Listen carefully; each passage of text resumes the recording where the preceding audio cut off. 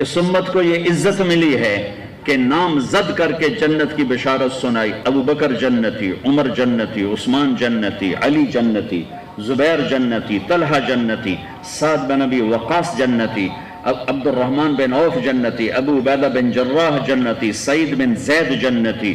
یہ ام رومان حضرت عائشہ کی والدہ. جس نے جنتی عورت دیکھنی ہو ام رومان دیکھے، جس نے جنتی عورت سے شادی کرنی ہو ام ایمن سے کرے. ارے بلال تو کیا کرتا ہے؟ جب جنت میں جاتا ہوں تو مجھ سے آگے آگے نظر آتا ہے، تیرے قدموں کی آہٹ سنائی دیتی ہے. آپ نے کہا میں جنت میں گیا تو میں نے قرآن کی تلاوت سنی. میں نے کہا یہ کون تلاوت کر رہا ہے، یہ کون تلاوت کر رہا ہے؟ تو مجھے کہا گیا حارثہ بن نعمان کر رہے ہیں، حارثہ بن نعمان. تو آپ نے سوچا، فرمایا کہ حارثہ تو ابھی زندہ ہے، مرا تو نہیں کہ اس کی روح جنت میں آ گئی اور تلاوت کر رہی. وہ تو زندہ ہے مدینے میں.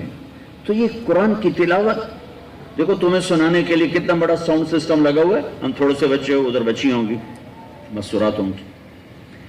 اور جنت ساتھ آسمان پر، مدینہ زمین پر، اور حارثہ کی آواز آپ جنت میں سن رہے ہیں. کیڑا لاؤڈ سپیکر آئی، کیڑا ساؤنڈ سسٹم آئی، اور وہ سنو. کہی یہ کیا بات ہے، حارثہ تو ادھر گھر بیٹھا ہوا ہے. کہا جی ماں کی ایسی خدمت کی ہے کہ اللہ نے خوش ہو کر کہا ہے جب حارثہ قرآن پڑھے ساری جنت کو سناؤ. ہاں، ساؤنڈ سسٹم کیا تھا؟ ماں کی خدمت، ماں کی دعا. ایک روایت میں آتا ہے کہ صحابہ میں سب فرما بردار تھے، پر دو جو تھے نا وہ آؤٹ سٹینڈنگ تھے، ایکسٹرا آرڈینری تھے. دو نے جیسے ماں کی خدمت کی کسی نے نہیں کی، ایک حضرت عثمان اور ایک حارثہ بن نعمان. حارثہ بن نعمان کا حال یہ تھا کہ بیوی گھر میں اسے نہیں کہتے تھے میری ماں کی خدمت کر، ہے بھی نہیں. بیوی کے ذمے میرے ماں باپ کی خدمت نہیں، وہ کرے اس کا میرے پر بھی احسان ہے، میرے ماں باپ پر بھی احسان ہے، میں اس کا شکر گزار ہوں گا. لیکن اگر وہ کہے کہ میں نہیں کر سکتی تو وہ مجرم نہیں ہے، نافرمان نہیں ہے. ہمارے ماحول میں تو اس کا تصور ہی نہیں ہے. ساری لڑائیاں ہی اسی پر ہیں کہ میں نے چائے ہی نہیں پوچھ دی، میں نے سلام ہی نہیں کر دی، میرے کپڑے ہی نہیں دھون دی. ایک گھر میں یہاں تک طلاق پہنچ گئی تھی، ہو رہی تھی، اللہ نے مجھے ذریعہ بنا کہ ساس نے یہ آگ لگائی تھی، اے پیکے جاندی میرے کو پوچھ کہیں نہیں جاندی. اور بیٹے کو اتنا بھرا کہ وہ طلاق دینے پہ آ گیا. میرا چونکہ تعلق واسطہ تھا، میں کہا وہ تیرے کو پوچھ کے جاندی ہے؟ میں کہا جی جاندی. اور میں کہا یہ کو پوچھنا تو ضروری نہیں، یہ تیرے کو پوچھ کے نہ جاوے پھر یہ گناہگار ہے. وہ تیری ماں سے پوچھنا اس کے ذمے نہیں ہے، کیوں پاگل بنتے ہو؟ ارے اللہ کے واسطے دین پڑھو. تم نے صرف تسبیح پھیرنے کو اسلام سمجھا ہے، نمازیں پڑھنے کو اسلام سمجھا ہے. یہ تو 2 گھنٹے کا کام ہے نماز پڑھنا. پوری زندگی سیکھو بچے، تمہاری شادیاں ہونے والی ہیں، اور ہمارا سسرالی معاشرہ بہت ظالم ہے. میں درد سے بولتا ہوں، اسی ملک میں رہتا ہوں، اپنے خاندان میں دیکھتا ہوں، باہر دیکھتا ہوں، پھر کہانیاں سنتا ہوں، فون سنتا ہوں. اب تو سننے چھوڑ دیے، میرا کلیجہ پھٹ گیا. میں کسی کے آنسو کہاں جا کے پوچھوں.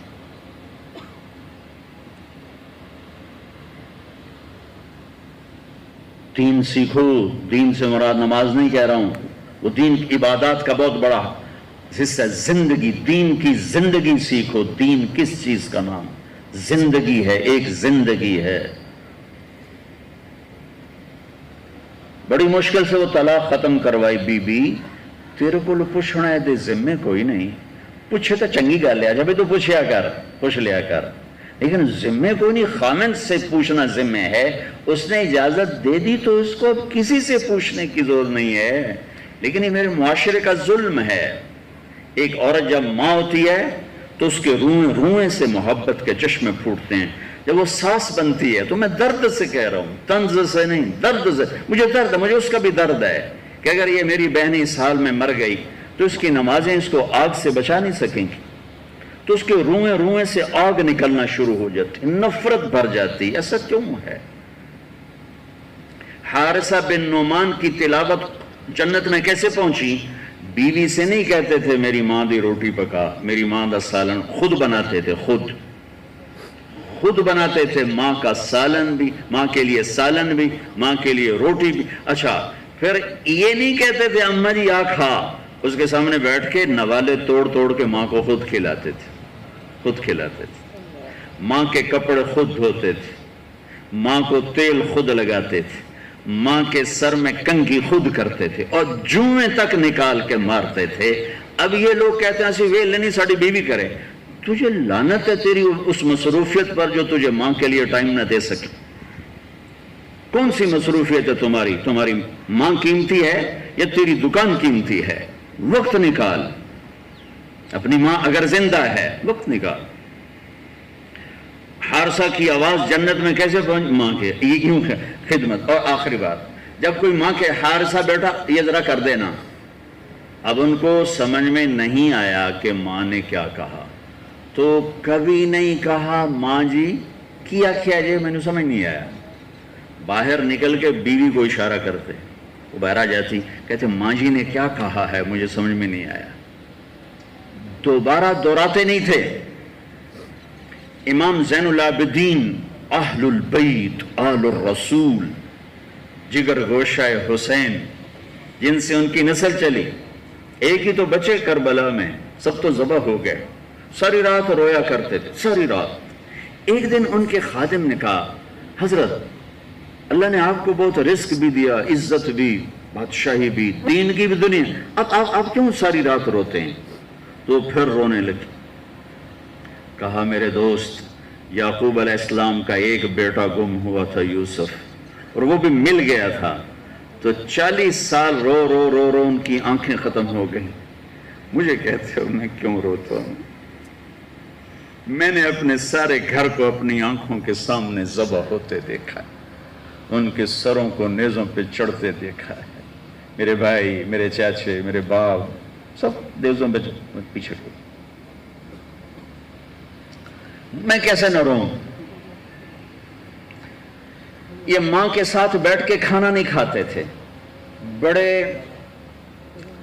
عیب کی بات ہے عرب میں الگ الگ پلیٹوں میں کھانا کھانا. یہ ہمارے اجمیوں کا رواج ہے، اپنی پلیٹ چاہو تو وچ پاؤ، وہ کٹھے کھاتے ہیں. تو کسی نے کہا حضرت آپ ماں کی ویسے تو اتنی خدمت کرتے ہیں، ان کے ساتھ بیٹھ کے کھانا کیوں نہیں کھاتے؟ کہ مجھے ڈر لگتا ہے کہ کوئی ایسی بوٹی نہ اٹھا لوں جس پر میری ماں کی نظر پڑ چکی ہو اور میں اٹھا کے گناہگار نہ ہو جاؤں. میں اس لیے ماں کے ساتھ کھانا نہیں کھاتا کہ کہیں میرا ہاتھ اس کی پسند سے پہلے نہ بڑھ جائے. ایک دین ہے، ایک پوری زندگی ہے. تو اللہ نے اپنے نبی کو صحابہ کی ایک جماعت اور عرفات کے میدان میں کھڑے ہو کر آپ نے کہا فَلْيُبَلَّغِ الشَّاهِدُ الْغَائِبُ، میرا اب یہ پیغام دنیا کے آخری کنارے تک پہنچانا تمہارے ذمے ہے. پھر اس چشم فلک نے دیکھا کہ اس امت نے کس طرح اپنے نبی کی بات کو گلے سے لگایا.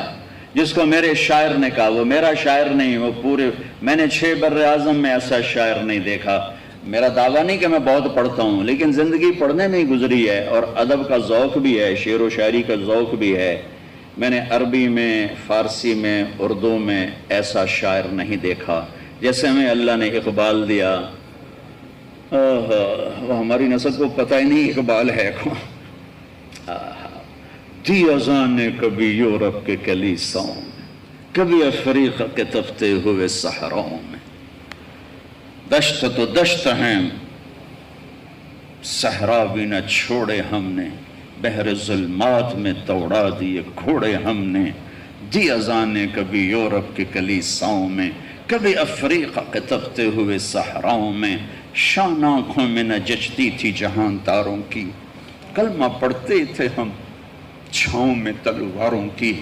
تجھ سے سرکش ہوا کوئی تو بگڑ جاتے تھے، تیغ کیا چیز ہے ہم توپ سے لڑ جاتے تھے. نقش توحید کا ہر دل پہ بٹھایا ہم نے، زیر خنجر بھی یہ پیغام سنایا ہم.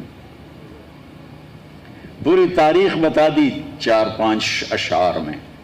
اس امت نے اس پیغام کو سینے سے لگا. اور میرے رب کی قسم یہ ملک فتح کرنے نہیں نکلے تھے، یہ اپنے نبی کا پیغام سنانے نکلے تھے. اور 100 سال کے اندر یہ پیغام 92 ہجری میں میرا ضلع ملتان ہے. ملتان میں محمد بن قاسم داخل ہو چکے تھے، اور ادھر کاشغر تک قتیبہ بن مسلم باہلی پہنچ چکے تھے، اور ادھر جنوبی فرانس تک عبد الرحمن الغافقی پہنچ چکے تھے. سینیگال چاڈ تک کے حدود اور باؤنڈریز پر صحابہ کے لشکر پہنچ چکے تھے. استنبول کے دروازوں پر ابو ایوب انصاری دستک دے رہے تھے. اور اس طرح یہ آفاق میں گھومے کہ ان کو لوٹ کے آنا بھی بہت سو کو نصیب نہ ہوا. ابو زمع بلوی تونس کیروان میں قبر میں گیا ہوں. ابو زمع بلوی کون ہے؟ صلح حدیبیہ میں جب آپ نے سر کے بال مڑائے تو آپ کی حجامت کرنے والے ابو زمع بلوی تھے، تو کچھ بال آپ نے ان سے لے لیے تھے ابو زمع نے. جہاں آپ کی قبر مبارک ہے ساتھ ہی بال بھی وہیں دفن ہیں. بال بھی وہیں دفن. میں نے کہا تو میرے ساتھ ہی دفن کرنا، وہیں بال بھی دفن. خیر، ابو لبابہ انصاری تیونس میں ہیں، رویفہ انصاری لیبیا میں ہیں، عبد الرحمن بن عباس شمالی افریقہ میں ہیں، کثیر بن عباس شمالی افریقہ میں ہیں، عقبہ بن نافع الجزائر میں ہیں، اور عبد الرحمن الغافقی جنوبی فرانس میں ہیں، اسد بن فرات یہ سسلی صقلیہ میں ہیں، قسم بن عباس سمرقند میں ہیں، عبد الرحمن بن سمورہ خراسان میں ہیں. سجستان یہ افغانستان کا پرانا نام ہے سجستان، اور اس میں پورا بلوچستان بھی شامل تھا. خزدار، کلات یہ سب سجستان کا حصہ تھا. عبد الرحمن بن سمورہ سجستان میں قبر بنی ہے. فضل بن عباس ملک شام، ابو دردہ ملک شام، سلمان فارسی عراق، عقبہ بن عامر الجہنی مصر، عمر بن عاص مصر. یوں قبریں پھیلتی چلی گئیں اور دین زندہ ہوتا چلا. خالد بن ولید حمص، بلال دمشق، ابو دردہ دمشق، معاذ بن جبل اردن، عبد الرحمن معاذ اردن، ابو عبیدہ بن جراح اردن، عبادہ بن سامت اردن، زرار بن ازور اردن. ایک لائن ہے 25,000 سوئے ہوئے ہیں. چند قبریں ہیں، باقی زمین کے اندر سوئے ہوئے ہیں. گردش ایام نے ان کے نشان مٹائے، پر اللہ کے علم سے تو نہیں مٹ سکتے. یوں گھروں سے نکلے. جو میں شعر پڑھا کرتا ہوں ان پہ فٹ آیا، میں تو ایسے ہی پڑھتا ہوں، اصل تو ان پہ فٹ آتا تھا. کبھی عرش پر، کبھی فرش پر، کبھی ان کے در، کبھی در بدر. ہمیں عاشقی تیرا شکریہ، میں کہاں کہاں سے گزر گیا. 2 باتیں آپ سے کرنی. ایک تو یہ بتانا ہے کہ اسلام میں اللہ تعالیٰ نے عورت کا کیا مقام رکھا. ایک بات یہ کرنی ہے کہ اللہ نے مرد اور عورت کے ذریعے سے کاروان زندگی کو چلایا ہے، تو ہر انسان چاہتا ہے کہ ہم ایک اچھی زندگی گزاریں. وہ کہاں سے ملے گی، کیا ہوتی ہے وہ اچھی خوبصورت زندگی؟ یہ مختصر دونوں چیزوں پر میں نے تھوڑی سی بات کرنی. جب اللہ تعالیٰ نے آدم علیہ السلام کو پیدا کرنے کا ارادہ فرمایا، فرشتوں سے مٹی اکٹھی کروائی، پانی ڈلوایا، اسے چھوڑ دیا، اس پر سورج کی آگ پڑی، وہ گارا بن گیا، وہ سیاہ ہو گیا، بدبودار ہو گیا، حما مصنوع. پھر جب وہ کچھ وقت گزر گیا تو اللہ نے فرشتوں کے ذریعے سے پتلا بنایا.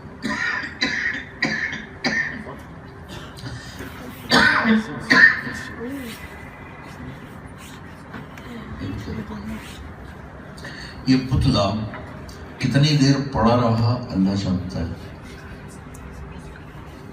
پھر جب اللہ نے روح ڈالنے کا ارادہ فرمایا، روح ڈالی، پھر ان کو کپڑے پہنائے.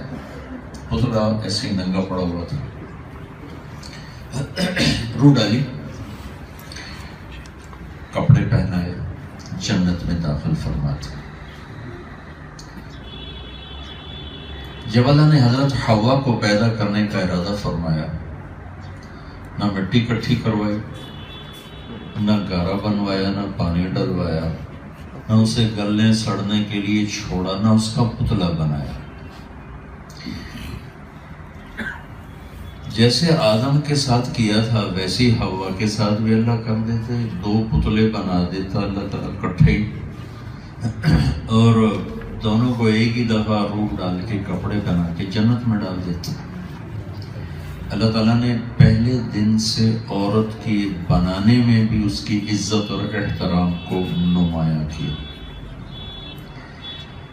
ننگا پتلا پڑا ہوا ہو، فرشتوں کے لیے تو دونوں بیکار چیزیں تھیں کہ یہ کون ہے کیا ہے، لیکن اللہ نے پہلے دن سے عورت کو پردے میں رکھا. اس کے لیے پتلا نہیں بنا، اس کا وہ بدن مٹی کا بنا ہوا سامنے نہیں کیا، جنت میں پہنچا دیا. آدم علیہ السلام کے اندر تنہائی کا احساس پیدا کیا، کسی کے ساتھ ہونے کی طلب پیدا کی. جنت کے باوجود دل خوش نہیں ہے، کوئی خلا ہے، کوئی کمی محسوس ہو رہی ہے. جنت کی نعمتوں کے بعد یہ خلا، یہ کمی، یہ انتظار، یہ عورت کی عظمت اور عزت کو بڑھانے کے لیے. جب پیدا کیا تو آدم علیہ السلام کو سلا دیا، اور جب ان کی آنکھ کھلتی ہے تو دیکھتے ہیں کہ ان کے پہلو میں ایک خاتون ہے پورے لباس. ایک دم دل ان کی طرف کھنچتا ہے، لیکن اللہ سے پوچھتے ہیں کہ کون ہے؟ تو اللہ تعالیٰ فرماتے ہیں یہ آپ کی زندگی کی ساتھی ہے حوا. یہ بات تو اکثر مسلمانوں کو معلوم ہے کہ اللہ نے ساری دنیا میں یوسف علیہ السلام جیسا خوبصورت کوئی نہیں پیدا کیا. سب سے خوبصورت اللہ نے یوسف علیہ السلام کو بنایا. لیکن یہ بات بہت کم معلوم ہے کہ عورتوں میں سب سے خوبصورت اللہ نے کس کو بنایا.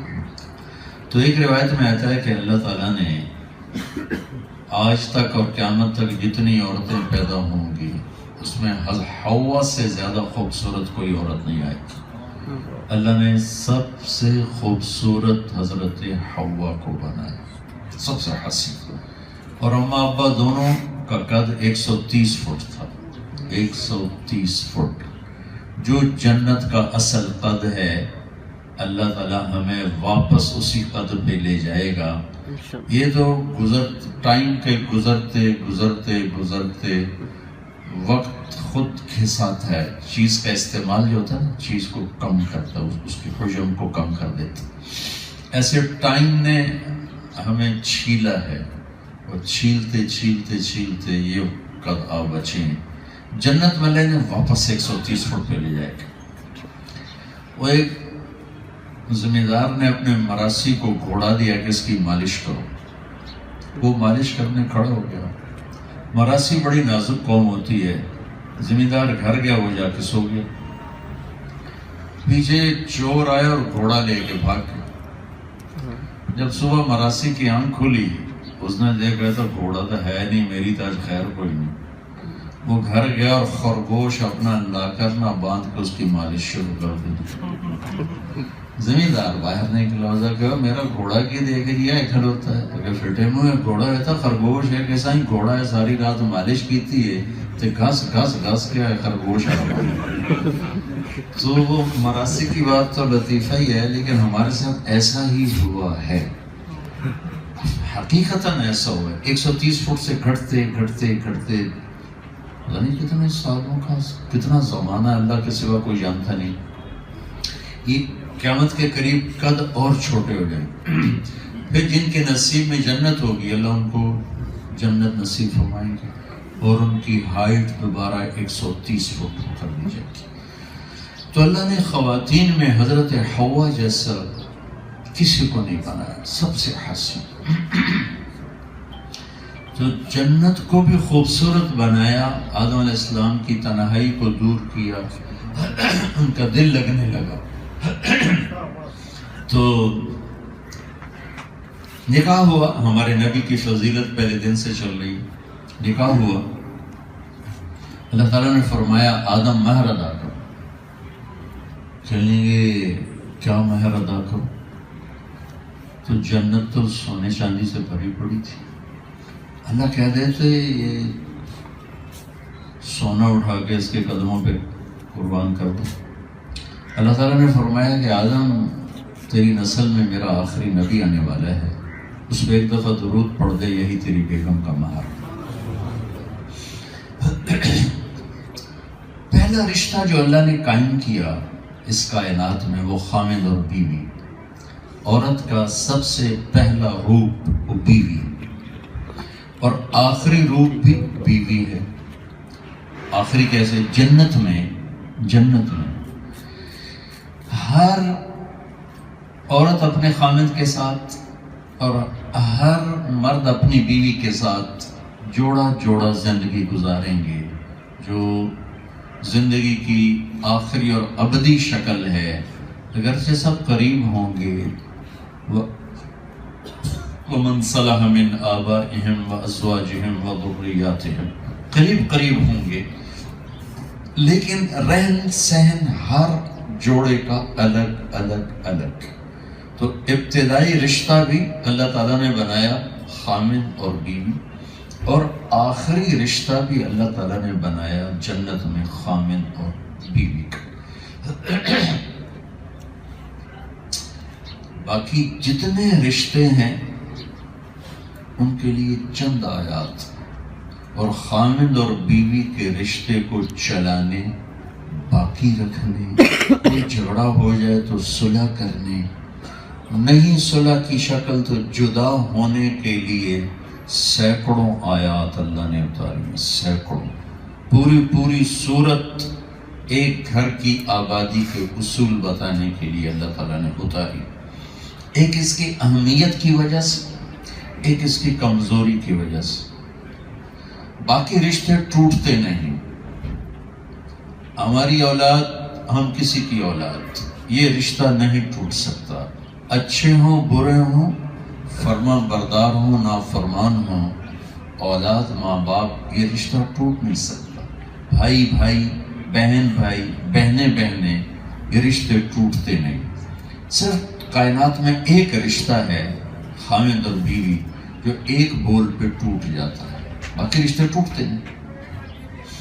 تو اللہ تعالیٰ نے اس کو بچانے کے لیے اور اسے خوبصورت بنانے کے لیے سینکڑوں آیات قرآن میں اتاری ہیں. اور یہ عورت کا پہلا روپ ہے بیوی، اور خامد کا اور مرد کا پہلا روپ ہے خامد. ماں باپ کی شکل بعد میں بنی، بہن بھائیوں کی شکل بعد میں بنی، چاچے تائے نانے دادے دادیاں پھوپھی پھوپھی، یہ ساری شکلیں بعد میں بنی ہیں. سب سے پہلی شکل کسی مرد کی خامد ہے اور کسی عورت کی بیوی. یہ بنیادی رشتہ ہے. جب یہ خوبصورت بنتا ہے تو سارے رشتے خوبصورت ہو جاتے. جب یہ رشتہ بگڑتا ہے تو آگے ساری نسل بگڑ جاتی. اس لیے شیطان روزانہ اپنی جو کچہری لگاتا ہے تو وہ اپنے شیطانوں سے پوچھتا ہے بتاؤ بھائی آج کی کیا کارگزار ہے. روزانہ ہے اس کی، روزانہ بڑے بڑے گناہ بتاتے ہیں شیطان، یہ کروایا یہ کروایا یہ کروایا، کفر، شرک، قتل، شراب، زنا، ڈاکے، چوریاں. وہ چپ کر کے سنتا ہے، کوئی بھی رسپانس نہیں دیتا، وہ کرتا رہتا. ایک کالا سا پتلا سا لنگڑا شیطان کھڑے ہو کر کہتا ہے کہ حضور میں نے خامد اور بیوی کو لڑا دیا. تو وہ اپنی کرسی سے اچھل پڑتا ہے اور کہتا ہے شاباش تو اصل کام کر کے آیا. پھر اس کو اپنے قریب بلاتا ہے, پھر اس کو گلے لگاتا ہے, پھر اپنی چیئر پر اپنے ساتھ بٹھاتا ہے کہ اس نے اصل کام کیا ہے. تمہارے سارے کام چھوٹے چھوٹے ہیں, وہ انفرادی نوعیت کے ہیں. خامد اور بیوی کی لڑائی نسلوں کو برباد کر دیتی, خاندان تباہ ہو جاتے ہیں, اولادیں برباد ہو جاتی ہیں. قابل رحم, چونکہ میرے پاس بہت سے واقعات آتے ہیں, تو خامد نے ظلم کیا, چھوڑ دیا, تو بچوں کو دیکھ کر خود بخود رونا آتا ہے. بیوی بدتمیز نکلی, اس نے گھر چھوڑ دیا, بچے پھینک دیے. بچوں کو دیکھ کے رحم آتا ہے, رونا آتا ہے, نسلیں برباد ہو جاتی ہیں. تو سب سے زیادہ قرآن نے, میرے رب نے جو عورت کو ہائی لائٹ کیا بطور بیوی کی کیا. ہمارے ماحول میں ماں کا بڑا مقام ہے, اس پر بہت آیات ہیں, لیکن بنیادی رشتہ اللہ نے بیوی اور خامد بنایا ہے, جس سے نسل بنتی ہے, چلتی ہے. اور یہ اللہ کو ان کی محبت اتنی پسند ہے کہ یہ دنیا ہے اس میں اونچ نیچ ہو جاتی ہے. تو اگر خامد بیوی آپس میں لڑ پڑیں اور پھر آپس میں وہ صلح کر لیں, تو یہ صلح اللہ کو اتنی پسند ہے کہ اللہ اس پر ان کے پچھلے سارے گناہ معاف فرما دیتے. اللہ کو اتنی پسند ہے یہ صلح. پھر اللہ تعالیٰ نے کسی رشتہ کو یہ نہیں کہا کہ یہ میری نشانی ہے. اللہ تعالیٰ ان فی خلق السماوات والارض, زمین آسمان تیرے اللہ کی نشانی, واختلاف اللیل والنہار, دن اور رات تیرے اللہ کی نشانی ہے, والفلک التی تجری فی البحر بما ينفع الناس, اور یہ سمندر میں کشتیوں کا چلنا تیرے رب کی نشانی ہے. تو اللہ نے بہت سی چیزوں کو اپنی نشانی بتایا ہے, لیکن کسی رشتے کو اپنی نشانی نہیں بتایا کہ یہ میری نشانی ہے. صرف ایک رشتہ ہے جس سے اللہ تعالیٰ نے فرمایا کہ یہ تیرے رب کی بہت بڑی نشانی ہے, اور اس کو بڑی نشانیوں میں لے کر آیا.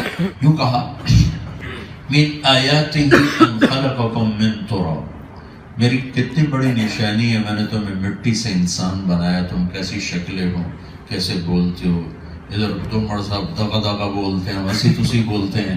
تو یہ کتنی بڑی نشانی ہے کہ میں نے تمہیں مٹی سے بنایا اور تم انسان بن کے, مرد عورت بن کے بیٹھے ہو. اچھا میں اگلی آیت چھوڑتا ہوں, اس سے اگلی آیت من آیاتہ خلق السماوات والارض, میری کتنی بڑی نشانی ہے, میں نے زمین آسمان بنایا. واختلاف السنتکم والوانکم, تمہاری زبانیں الگ, تمہارے رنگ روپ چہرے الگ, یہ میری کتنی بڑی نشانی. پھر اللہ کہتا ہے من آیاتہ منامکم باللیل والنہار وابتغاؤکم من فضلہ, یہ میری کتنی بڑی نشانی ہے, تمہیں سلا بھی دیتا ہوں, اٹھا بھی دیتا ہوں, میں تم کاروبار زندگی کے لیے باہر بھی نکلتے ہو, گھر بھی آتے ہو. یہ جو باتیں آپ سن رہے ہیں نا, میرا آپ کا دماغ کہہ رہا ہے بالکل صحیح, واقعی بہت بڑی نشانی, بہت بڑی نشانی. پھر اللہ کہتا ہے من آیاتہ یریکم البرق خوفا وطمعا, ابھی دکھا رہا ہے ہم کہ میری نشانی تمہیں بادل دکھاتا ہوں, بارش دکھاتا ہوں, یہ میری کتنی بڑی نشانی ہے. من آیاتہ ان تقوم السماء والارض بامرہ, میری کتنی بڑی نشانی ہے, زمین بھی قائم ہے, آسمان بھی قائم ہے. یہ وہ مضمون ہے جس پر انسانی عقل ساتھ ساتھ چل کے کہتی واقعی. اب میں وہ آیت پڑھنے لگا ہوں جس کو سن کر شاید آپ بھی حیران ہوں گے, مستورات بھی حیران ہوں گی کہ اللہ تعالیٰ کہہ رہا ہے کہ میری کتنی بڑی نشانی ہے کہ میں نے خامد اور بیوی کا رشتہ بنایا, یہ بھی میری زمین آسمان جیسی بڑی نشانی ہے. وہ کیا ہے, اور اس کو دو کے درمیان ذکر ہے. من آیاتہ ان خلقکم من تراب, میری بہت بڑی نشانی تمہیں مٹی سے بنایا. من آیاتہ خلق السماوات والارض, میری بہت بڑی نشانی زمین آسمان کا بنانا. اس کے درمیان میں اللہ لے کر آ رہا ہے من آیاتہ ان خلق لکم من انفسکم ازواجا لتسکنوا الیہا وجعل بینکم مودۃ ورحمہ ان فی ذلک لآیات لقوم یتفکرون. میری کتنی بڑی نشانی ہے کہ میں نے انسانیت کو خامد اور بیوی کے رشتے میں جوڑ دیا. اس کو میری نشانی, اور اس میں نے سکون ڈالا, محبت ڈالی, ہمدردی ڈالی. کسی رشتے میں 3 صفتیں بیان نہیں, کسی رشتے میں کسی رشتے کو اللہ نے 3 چیزوں سے مزین نہیں فرمایا. خامد اور بیوی کے رشتے کے لیے فرمایا سکون پیدا کیا، محبت کو پیدا کیا اور ہمدردی کو پیدا کیا، غم خواری کو پیدا کیا.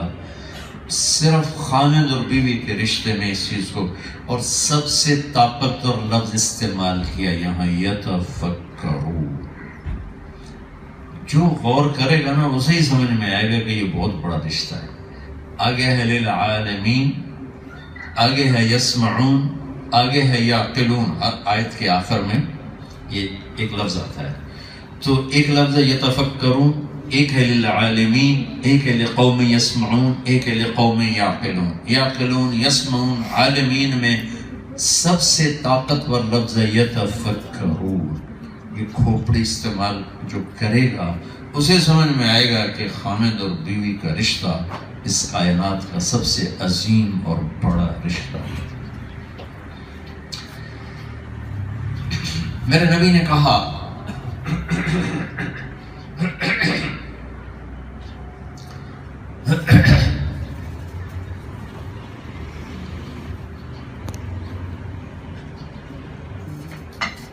الدنیا کلها متاع وخیر متاعها المرأة الصالحة.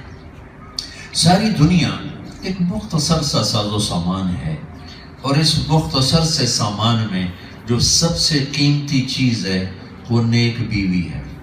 سب سے قیمتی چیز نیک بیوی ہے، نیک عورت. سب سے قیمتی دولت، سب سے قیمتی سرمایہ. پھر اس کو ہائی لائٹ کیا کہ بچی کو بیوی کے روپ میں ڈھالنے پر ملتا کیا ہے. میرے نبی نے کہا جس کی 3 بیٹیاں اور اس نے ان کی شادی کی تو جنت میں میرے ساتھ ایسے ہو جائے گا، 2 انگلیاں ملائیں ایسے. ایک نے کہا اگر 2 بیٹیاں ہوں پھر، تو آپ نے کہا جو 2 کی شادی کرے گا وہ بھی ایسے ہوگا.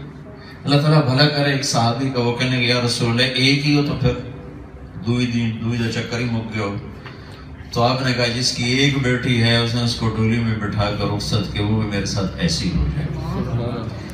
10 بیٹوں کی شادی کرے، 10 بیٹوں کی شادی کرے، کوئی جنت کا وعدہ کرے، اجر ہے، جنت کا وعدہ کوئی نہیں. 1 بیٹی کو کسی کی بیوی کے روپ میں بنا کے پیش کر دے تو میرا رب کہتا ہے، میرا نبی فرماتے ہیں کہ وہ اور میں جنت میں ایسے ہو جائیں، یوں ہو جائیں، ایسے ہو جائیں.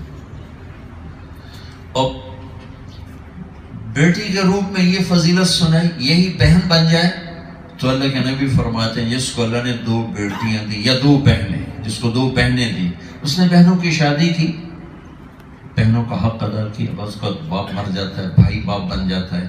تو کچھ بھائی ہوتے ہیں جو بہنوں کا حق ہی کھا جاتے ہیں، کچھ ہوتے ہیں جو ان کے ہاتھ بھی پیلے کرتے ہیں، ان کا حق بھی دیتے ہیں. ہمارے دیش میں بیٹیوں کو وراثت میں کوئی حصہ نہیں دیا جاتا، نہ پٹھانوں میں، نہ پنجابیوں میں، نہ بلوچوں میں، نہ سندھیوں میں. سارا بیٹی اٹھا کے لے جاتے. تو میرے نبی نے 1400 سال پہلے عورت کے ظلم کی طرف اشارہ کر دیا تھا کہ اس پر یہ ظلم ہوگا پوری دنیا میں. عورت کمزور ہے. تو میرے نبی نے فرمایا جس نے 2 بہنوں کے ہاتھ پیلے کیے ان کا حق ادا کیا، حق ادا کیا. جو باپ کی وراثت میں، خود جو کمائے وہ نہیں، جو باپ کی وراثت میں ہے اس میں سے اس کو سرخرو کیا تو جنت اس پہ واجب ہوگی، جنت میں جائے. جیسے چوری کا مال حرام ہے، بہنوں کا حق کھا جانا حرام، ایسے جیسے چوری کا مال، یہ بڑے چور ہیں جو اس کا مال لوٹتے ہیں جو اسی پیٹ سے پیدا ہو جس سے بھائی پیدا ہو، جس نے اسی چھاتی کا دودھ پیا جس کا بھائی نہیں، جو اسی باپ کی پشت سے نکلی جس سے بیٹا نکلا. لیکن یہ بہن کا چور بنا ہوا ہے، یہ سب سے گندا چور ہے، برا چور.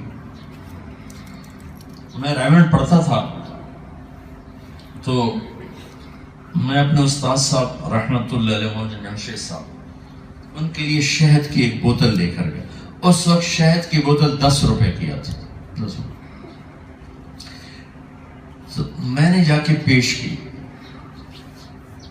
کہنے کہ کہاں سے لائے ہو؟ میں نے کہا جی ہمارے اپنے باغ کی ہے. اپنے باغ سے میں نے اتروایا تھا، لے کر آ گیا. تو 10 روپے کی بوتل ہے اور میرے استاد کا سوال دیکھو، فرمانے لگے، اس وقت میرے والد بھی زندہ تھے، والد فرمانے لگے یہ بتاؤ تیرے باپ نے اپنی بہنوں کو زمین کا حصہ دیا تھا؟ اس سوال اور شہد کی بوتل میں جوڑ کے آئے، اگر تیرے باپ نے میرے دادا کی وراثت میں سے اپنی بہنوں کو، میری پھوپھیوں کو حصہ دیا تو یہ شہد میرے لیے حلال ہے، اور اگر نہیں دیا تو یہ حرام ہے۔ یہ سوال میں نے کہا استاد جی اللہ کا لاکھ لاکھ شکر ہے میرے باپ کی بہن ہی کوئی نہیں تھی، اللہ نے امتحان میں ڈالا ہی کوئی نہیں، چونکہ اگر ہوتی کدی نہ دینا، کون دینا دینا ہے، کسی نے پتہ ہی کوئی نہ، میں بہن کا بھی کوئی حق ہوتا، پتہ نہیں داج دے چھڑے، داج ہماری پنجاب میں داج دے چھڑے، بس ہوں مگرو لو۔ تو وہ تو میں نے کہا کہ استاد جی اللہ کا شکر ہے میرے باپ کی بہن ہی کوئی نہیں تھی، تو وہ ہنس پڑے، کہنے کہ اچھا تو پھر تیرے دادا نے اپنی بہنوں کو حصہ دیا تھا؟ میں کو اس میں جمع ہی کوئی نہ ہوں، میں تو اس میں جمع ہی کوئی، کہنے لگے اچھا ٹھیک ہے رکھ دو۔ بہن کا حصہ کتنا شریعت میں ضروری ہے۔ ایک میرے استاد نے شہد کی بوتل پر سوال کر کے مجھے موت تک کے لیے بیدار کر دیا۔ میں کب سے یہ پیغام بیانوں میں سناتا ہوں کہ اپنی بہنوں کو کا حق پہچانو، ورنہ جیسے کسی اور کا حق لے کے مر گئے تو جنت کی ہوا نہیں لے سکتا آدمی، ایسے جو بہنوں کا حق لے کے مر گئے وہ کہاں سے جنت کی ہوا لے سکتا۔ پھر یہی جب ماں بن جاتی ہے تو میرے نبی نے فرمایا، ایک صحابی ہے یا رسول اللہ بہت بڑا گناہ ہو گیا، کیا کروں؟ آپ نے کہا تیری ماں زندہ ہے؟ کہا جی ماں تو فوت ہو گئی۔ کہا تیری خالہ زندہ ہے؟ کہا جی زندہ ہے۔ کہا جا اس کی خدمت کر معاف ہو جائے گا۔ سبحان اللہ، کیا عجب بات، گناہ تو اس کے اور اللہ کے درمیان کی چیز، اور میرے نبی کہہ رہے ماں کی خدمت کر، وہ نہیں اچھا جا ماں کی خدمت کر معاف ہو جائے گا۔ خود آپ نے اپنی تمنا کا اظہار کیا، کاش میری ماں زندہ ہوتی تو تم دیکھتے میں کیا کرتا۔ میں عشاء کی نماز کے مصلی پہ کھڑا ہوتا اور میں سورۃ فاتحہ پڑھ رہا ہوتا، اور میرے گھر سے آواز آتی، میری ماں مجھے کہتی بیٹا محمد، تو میں ماں کے لیے نماز توڑ دیتا اور میں کہتا لبیک ماں جی میں حاضر ہوں۔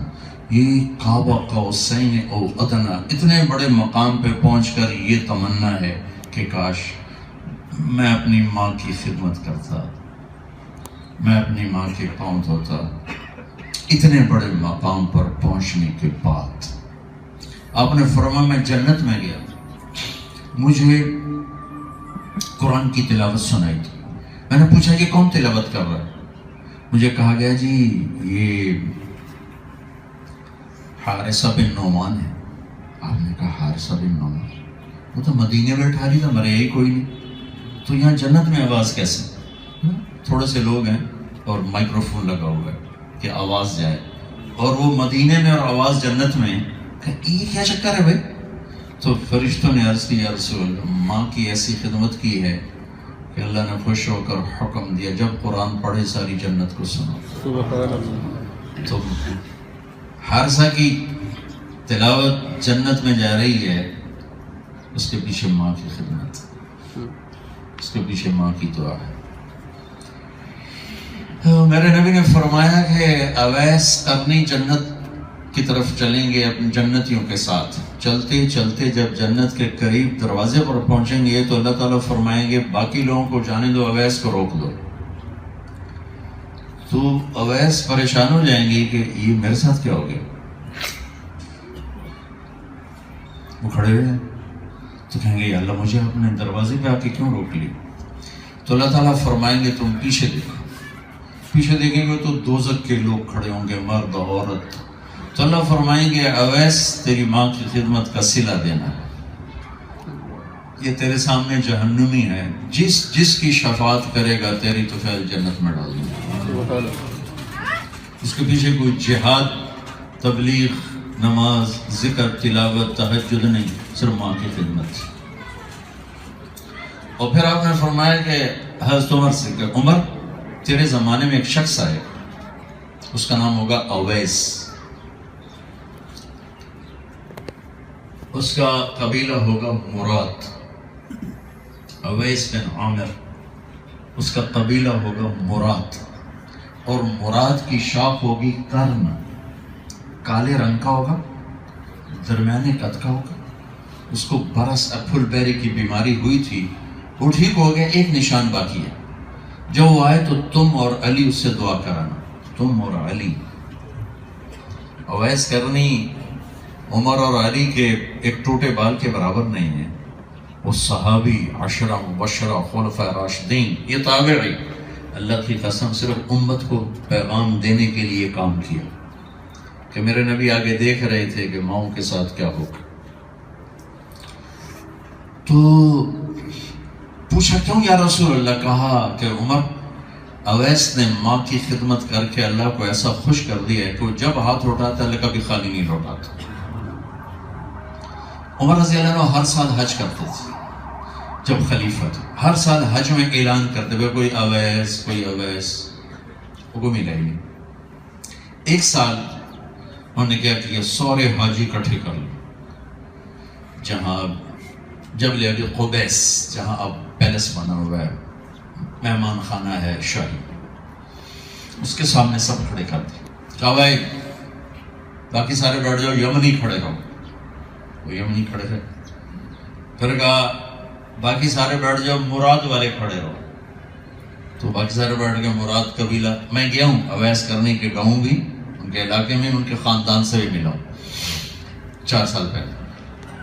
کالے پہاڑوں میں چھوٹا سا گاؤں، اب بھی چھوٹا سا گاؤں ہے جہاں وہ پیدا ہوئے، جہاں پروان چڑھے. صنعا سے کوئی پونے گھنٹے کے فاصلے. پھر کہا تھا بھائی مراد والے بیٹھ جاؤ، صرف کرنی کھڑا رہے. تو ایک آدمی بچا، ایک. کہا تم کرنی ہو؟ کہ جی.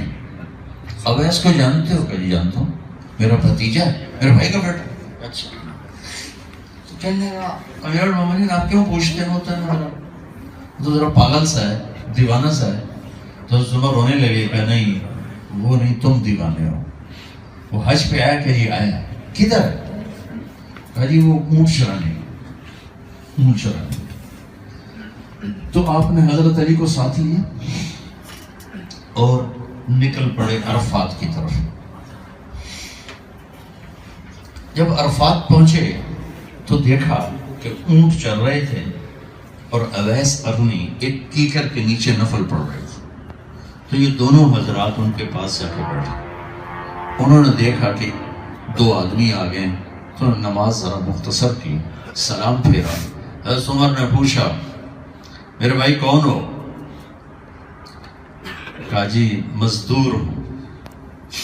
اچھا نام کیا ہے؟ کہا جی اللہ کا بندہ.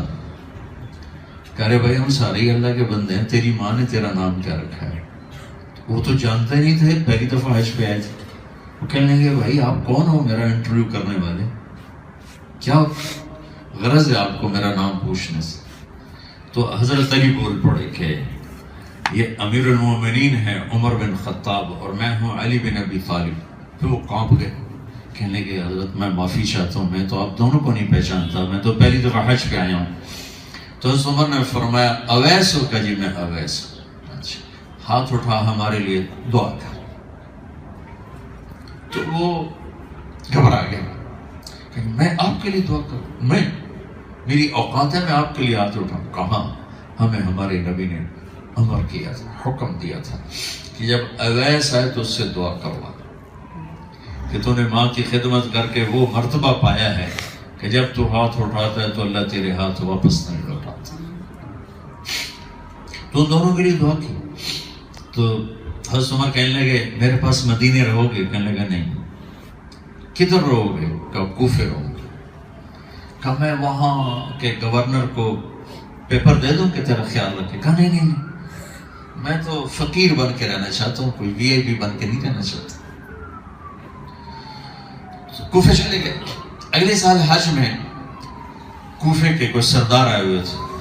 تو حضرت عمر نے پوچھا اویس کے سال میں تھا؟ کہا جی خستہ ہی حال ہے، فقر، ارے وہ بڑا تو عظیم آدمی ہے، اس کا یہ قصہ ہے، ابھی تم جب جاؤ تو اس سے دعا کروا۔ جو حج سے واپس آئے تو اویس کو ڈھونڈتے ڈھونڈتے پہنچو دریائے فرات پر، نفل پڑھ رہے تھے، وہ جا کے بیٹھ گئے، نفلوں سے فارغ ہوئے تو کہنے لگے اویس میرے لیے دعا تو کرو۔ وہ فرمانے لگے حج پہ تم گئے، دعا میں کروں، تم دعا کرو، تم حاجی ہو، کہ نہیں یار تم دعا کرو۔ تو کہنے لگے کہیں عمر سے تو ملاقات نہیں ہے تمہاری؟ اس نے تو نہیں بتایا تمہیں؟ کہا ہاں میری امیر المومنین سے ملاقات ہوئی۔ تو انہوں نے اس کے لیے دعا کی اور رات کو اپنا بوریا بستر اٹھا کے کوفے سے بصرے چلے گئے کہ ادھر تو اب میں بزرگ بن جاؤں گا، لوگ میری ملاقاتوں کو آئیں گے۔ تو یہ ساری کہانی آج 1400 سال کے بعد جو میں دہرا رہا ہوں، ان کے کسی جہاد، تبلیغ، ذکر، تلاوت، تہجد، روزے کی وجہ سے نہیں، ماں کی خدمت کی وجہ سے، ماں کی خدمت کی وجہ سے۔ تو ہر روپ میں اللہ تعالیٰ نے عورت کو عزت بخشی ہے، اور سب سے بنیاد اس میں جو بنتا ہے رشتہ، وہ خامند اور بیوی کا رشتہ بنتا ہے۔ اور بھائیو،